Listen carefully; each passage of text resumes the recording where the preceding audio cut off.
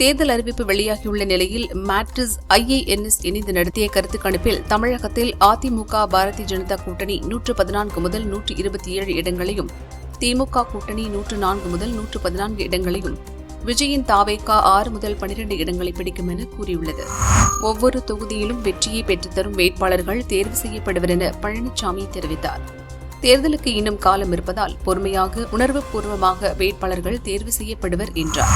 தமிழகத்தில் தேஜா கூட்டணிக்கு போட்டியே இல்லை என தமிழக பாரதிய ஜனதா தலைவர் நயினார் நாகேந்திரன் தெரிவித்தார். விஜயுடன் கூட்டணி இல்லை என பழனிசாமி தெளிவாக கூறிவிட்டார். மற்றவர்கள் நம்மை கூட்டணியில் சேர்க்க முயற்சி செய்கிறார்கள்.